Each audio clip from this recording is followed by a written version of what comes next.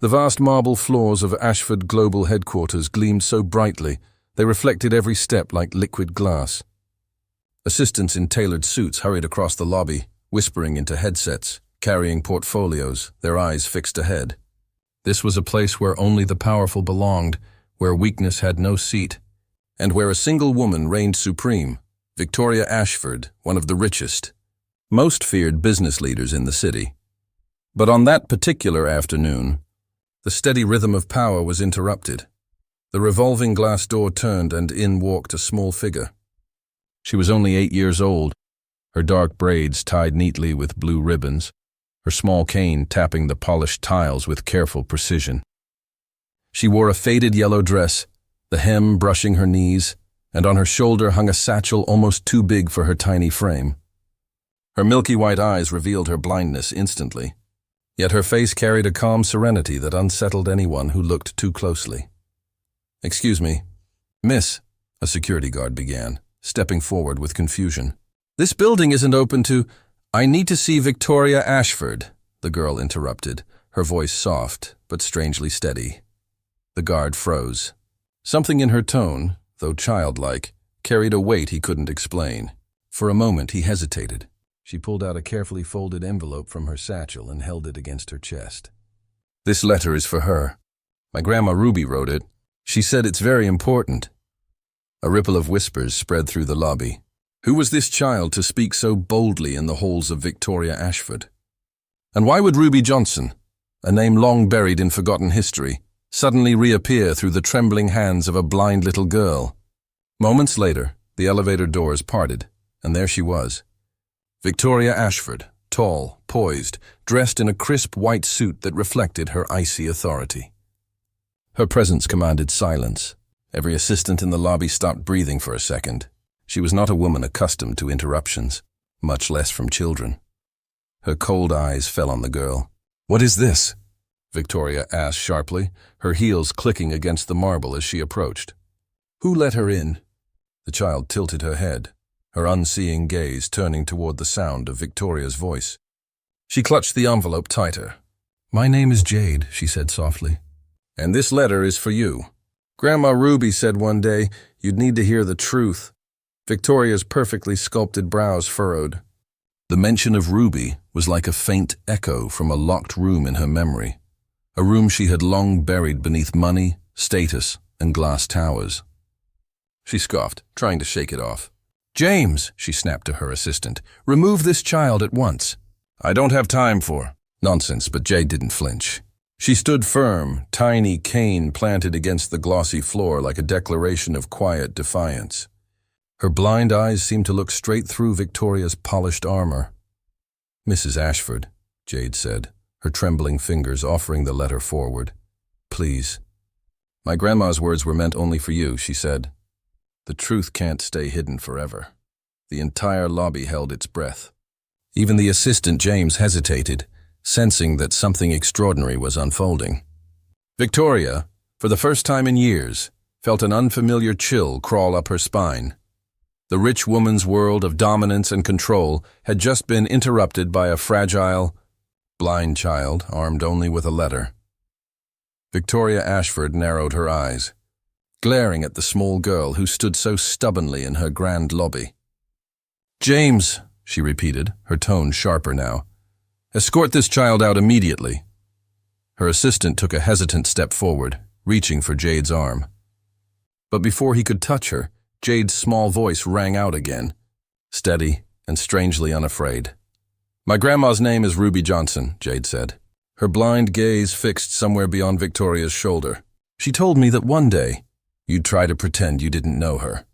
But you do." The name dropped into the room like a stone into still water. For a moment, the sound of echoing footsteps, clicking keyboards and murmured calls in the lobby all seemed to vanish. Victoria froze, her polished smile faltered, and something unreadable flickered across her face. "Ruby Johnson?" she repeated, her voice quieter now, almost involuntary. "Yes," Jade said simply, fingers brushing the worn envelope in her hand. "She raised me after my mama passed. She told me stories about her childhood, about friends she had once, about secrets she kept to protect someone. Victoria's throat tightened. She shifted her weight, trying to recover her composure. "I don't know what kind of nonsense this is," she snapped, her voice regaining its steel edge. "I don't have time for fairy tales told by—" She cut herself short, catching her own words before they slipped into cruelty. But Jade, though blind, caught the hesitation. A faint smile touched her lips, not mocking, but knowing. "Grandma said you'd try to deny it. She said you've been running from who you really are for so long that even hearing her name would make your chest hurt." Victoria's perfectly manicured fingers curled into a fist at her side. James shifted nervously, glancing between his boss and the child. The tension in the room was palpable, heavy, as though everyone present sensed they were witnessing something forbidden. "I don't know who put you up to this," Victoria said tightly, her voice lower now, controlled. "But you've come to the wrong place. Ruby Johnson means nothing to me." Jade tilted her head, as though listening to the truth hidden beneath the words. "But your heartbeat changed when I said her name," she whispered softly. "Grandma said lies make the heart race. And right now, yours is running fast." A murmur swept across the lobby. Some assistants exchanged uneasy looks. A security guard shifted his stance, suddenly unsure of what role he was supposed to play. Victoria's jaw clenched. She stepped closer, her heels clicking sharply, each step echoing with authority. She towered over Jade, who stood small but unyielding. "Little girl!" she hissed. Her words meant only for Jade. "You have no idea who you're dealing with." But Jade did not flinch. She lifted her chin, her sightless eyes oddly piercing. "I know enough. I know you weren't always Victoria Ashford. Grandma Ruby said once you had a different name. And you used to laugh, not like you do now, the fake laugh that sounds like glass breaking, but a real one, like music." Victoria's breath caught. Memories flashed unbidden. The sound of playground laughter, the warmth of summer afternoons, the voice of Ruby calling her back home when the streetlights flickered on. She buried those images long ago, smothered them under years of ruthless ambition. Her mask cracked for only a second. But Jade caught it. "You remember," Jade whispered. Victoria straightened sharply, regaining her icy composure. "James," she barked, "call security." This has gone far enough. But even as she spoke, her voice trembled at the edges, betraying her. Jade tightened her grip on the envelope, her small hands trembling now, not from fear but from the weight of what she carried. "Grandma Ruby wrote this letter for you before she died," she said softly. "She said it would remind you of who you were. Who you still are underneath all this." James hesitated. His phone remained in his hand, but he didn't move to dial. The entire staff seemed spellbound, trapped between loyalty to their powerful employer and the undeniable magnetism of the child's words. Victoria's chest rose and fell sharply. "Ruby Johnson is dead?" she asked, her voice cracking before she could stop it. Jade nodded. "She passed last winter. She held my hand until the end. She said, 'Jade, when I'm gone, find her. She'll need these words more than anyone else in the world.'" Victoria staggered back a step, her perfectly polished mask slipping again. For a brief second, grief, raw, unpolished, human, flashed in her eyes. She turned quickly, hiding her face from the crowd. The mighty businesswoman who never flinched in the face of competitors, scandals, or financial storms, was shaken by the memory of a woman from her buried past. Jade's soft voice filled the silence. "You can keep pretending, Mrs. Ashford. You can order me out. But you can't change the truth. My grandma knew you. She loved you. And deep down, you loved her too." Victoria's breath hitched audibly. Her assistant, James, stared at her in shock. Never before had he seen her vulnerable. Never before had anyone spoken to her with such quiet certainty. Victoria turned back, her eyes hardening once more, her voice cold but laced with something new, fear. "Enough. You don't know what you're talking about. You're just a child." "Maybe," Jade said, holding the envelope higher. "But children can see things grown-ups choose to ignore. Even blind ones," the word struck like a blade. Victoria froze, her throat working silently, no retort forming. The lobby was silent except for the ticking of the grand clock above the reception desk. Everyone waited, breaths held, to see what the powerful Victoria Ashford would do. Finally, Victoria snatched the envelope from Jade's small hands, her movements sharp and desperate. She stared at it as if it were poison, the familiar handwriting on its front clawing at memories she fought to erase. For a long, heavy moment, she said nothing. Then, almost too quietly, she muttered, "Ruby Johnson should have stayed in the past." Jade's lips curved into the faintest, saddest smile. "The past always comes back." Grandma said truth has footsteps. No matter how hard you try, you'll hear it walking behind you. And for the first time in decades, Victoria Ashford, Queen of Glass Towers, Empress of Wealth, felt utterly cornered. Victoria gripped the envelope with white knuckles, her breath shallow as though the paper itself might burn her skin. The lobby remained silent, every pair of eyes fixed on the spectacle of the untouchable CEO cornered by a blind child. Jade's voice, though soft, carried through the vast space like an echo. "Do you want me to tell you what Grandma wrote? Or will you open it yourself?" Victoria's jaw tightened. "You think you can manipulate me?" she hissed. "You think a few words on old paper can shake me?" Jade tilted her head slightly. "It already has." The woman flinched. James shifted uneasily behind her. "Ma'am, maybe we should step into your office," he whispered, nervous about the eyes and ears all around. But Jade shook her head before Victoria could respond. "No. Grandma said the truth should be spoken where everyone can hear it. She said secrets hide in the dark, but once they touch the light, they lose their power." The words felt like knives, cutting through Victoria's armor. She inhaled sharply, masking it with a forced scoff. "You don't know what you're saying, child."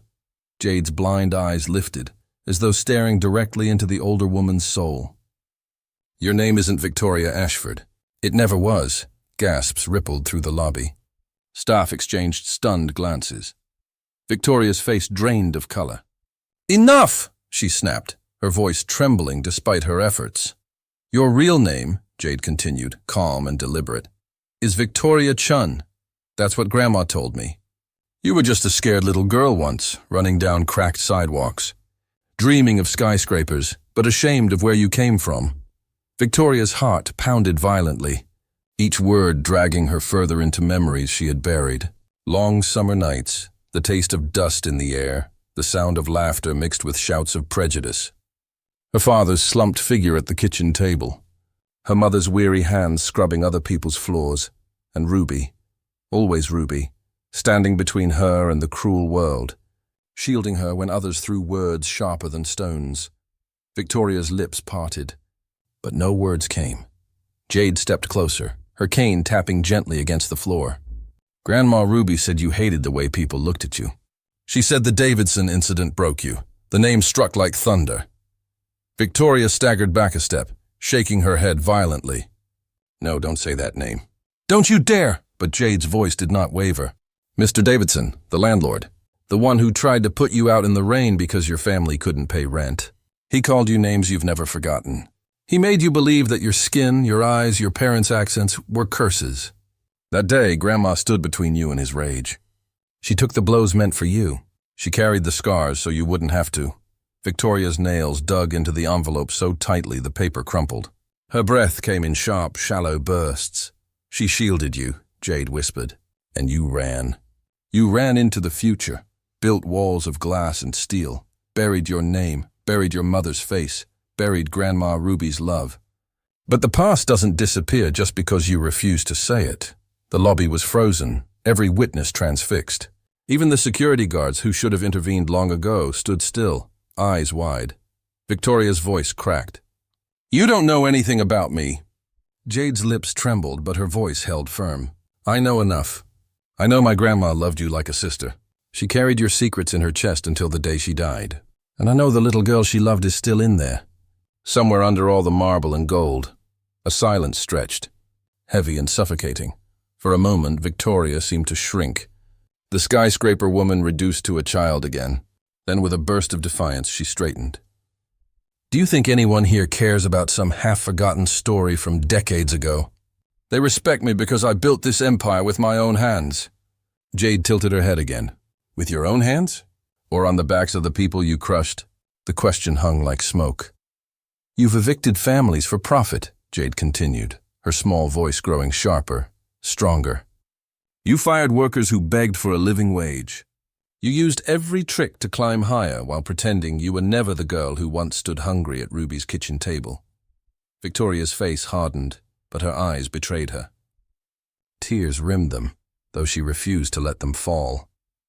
"My grandma said," Jade whispered, clutching her cane like a lifeline, "the saddest people are the ones who forget who they are. She told me you'd try to erase yourself until there was nothing left but money. But money can't hold your hand at night. Money can't say your name with love." The words pierced through the crowd, settling heavy in every chest. Some assistants blinked rapidly, struggling to hide their own tears. Victoria's shoulders shook. "Stop," she said, her voice breaking. "You don't understand what it was like. To be mocked, to be told you'd never matter. I swore I'd never be weak again."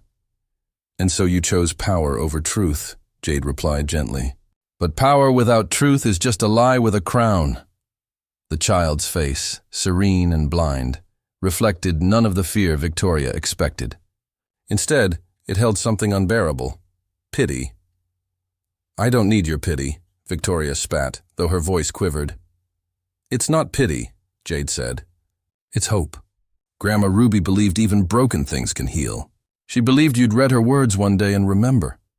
Jade lifted her small chin, her milky eyes unblinking. "Do you want me to say the rest out loud?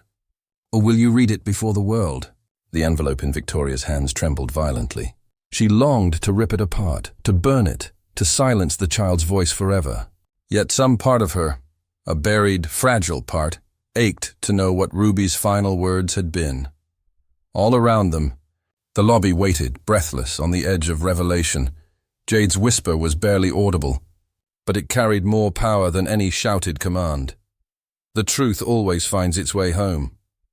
And in that instant, Victoria Ashford, once Chun, once the frightened child shielded by Ruby Johnson, realized that her empire of lies was beginning to crumble, one truth at a time. The silence in the lobby was suffocating. Victoria clutched the envelope like it was the last thread holding her empire together. Her face was pale, her poise unraveling with every passing second. And then, a click, the unmistakable sound of a recorder being switched off.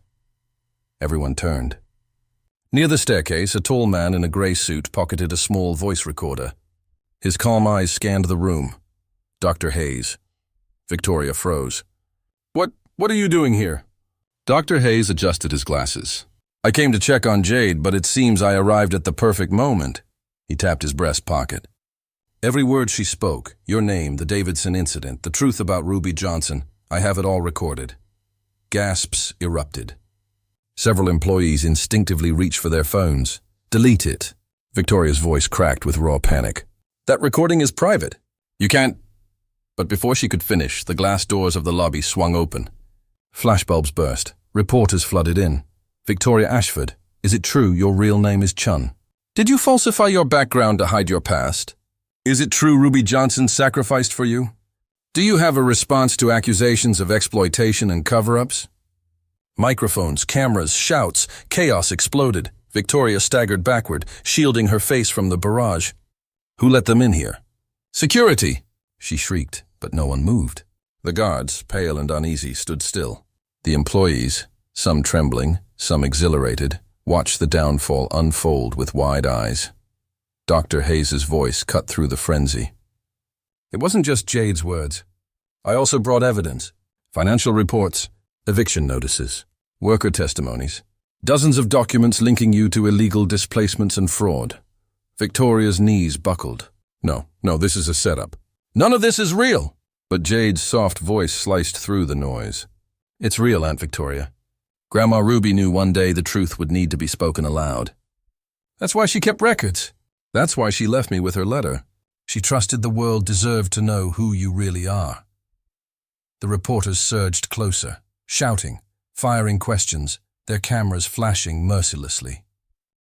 Victoria spun in circles, searching for escape, her empire collapsing in the very lobby that had once symbolized her triumph. Her breath quickened. Her heels slipped on the marble. "Stop this! Stop, all of you! I made this city respect me. I gave you jobs. I built these towers." But the crowd answered with silence. Silence heavier than condemnation. Dr. Hayes stepped closer, his tone steady. Respect built on lies isn't respect. It's fear, and fear always crumbles. Victoria's chest heaved. You think you can destroy me with gossip and papers? I'll sue all of you. She stopped mid-sentence. Her reflection in the glass wall caught her eye. Not the polished, flawless CEO, but a trembling woman with mascara streaks and shaking hands. For the first time, she looked like the child she had spent her life running from. Her knees gave out. She collapsed onto the marble floor, the crumpled envelope slipping from her grasp. The cameras clicked furiously. Reporters leaned in, capturing every second of her collapse. Jade, small and blind, stepped forward. Her cane tapped softly, rhythmically, as though marking the beat of inevitability. She bent down, her voice a whisper audible only because the entire lobby had fallen deathly quiet. Grandma Ruby wanted you to read her words, Jade murmured. But you were too afraid. Now the world has heard them instead. Victoria's lips trembled. Tears spilled, blurring her vision. She reached for the envelope with trembling fingers but stopped, paralyzed, as though touching it would shatter her completely. Dr. Hayes crouched beside Jade, placing a steady hand on the girl's shoulder. His gaze met Victoria's. It's over. The evidence will go public. The board will have no choice but to act. You've hidden for decades, Victoria, but the truth has finally caught you. The woman's sob tore through the silence, raw and broken. She covered her face with her hands, shaking violently. The reporters kept flashing, their questions now sharper, hungrier. Are you stepping down? Do you admit to fraud? Will you apologize to Ruby Johnson's family? Victoria couldn't answer. Every word felt like a stone crushing her chest, and above her, Jade stood silently, her blank eyes turned upward, her face serene. She did not smile, did not gloat. She only whispered, as though speaking to the ghost of her grandmother. It's done. 6 months later, the towering glass walls of Ashford Global still stood, but the name etched at the top had been stripped away. Ashford was gone. In its place, a new banner fluttered, the Ruby Johnson Center for Justice and Care. Inside, the once cold and untouchable lobby now bustled with life. Children laughed in the waiting area. Volunteers handed out food packages. Doctors moved gently among patients who once had nowhere else to go. What had been a monument to arrogance was now a sanctuary of compassion. At the heart of it all sat Jade. Though still blind, her face radiated a calm confidence that seemed to light up every corner. Beside her, Dr. Hayes reviewed case files, guiding the staff with quiet leadership. Together, they had turned pain into purpose, and Ruby's legacy into reality. Jade tapped her cane softly against the floor as she smiled. Grandma always said the strongest walls aren't made of glass or stone. They're made of truth. That's what keeps people standing. Hayes nodded, his voice gentle. And now that truth belongs to everyone. Meanwhile, in a small cafe across town, a woman bent over a mop, scrubbing the tiled floor. The white suit was gone.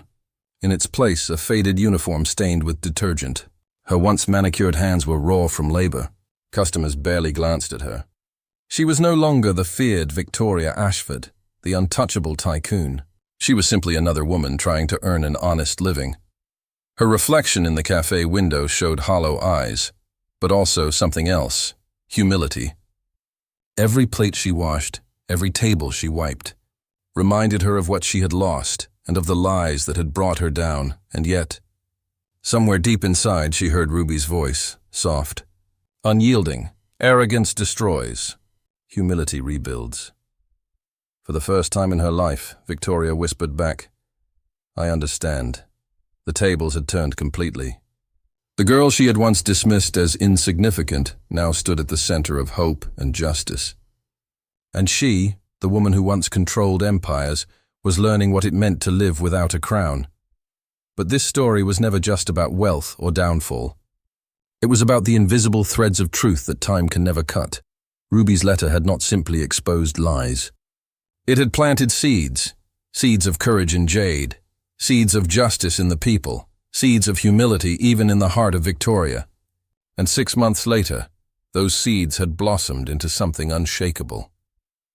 As Jade spoke to a hall full of volunteers, her voice carried beyond the walls. Justice is not revenge. It is not cruelty. Justice is healing. Grandma Ruby taught me that the truth will always come, even if people try to bury it. And when it does not destroy for the sake of destruction. It builds something better in its place. The hall erupted with applause. Tears glistened in the eyes of those who had once been powerless, but now found strength in her words. Jade turned her face upward, blind eyes seeming to look straight at the sky. "Grandma Ruby," she whispered, "we did it. Your letter changed everything." And then silence. A silence filled not with fear, but with peace. Truth may be delayed, but it cannot be denied.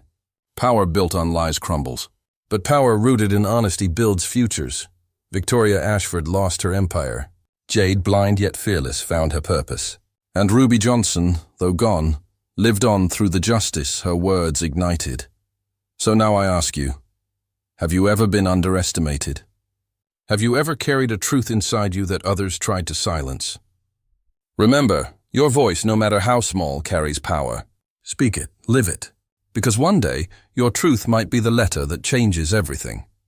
If this story touched your heart, make sure to subscribe, because there are many more lessons, many more stories waiting to be told.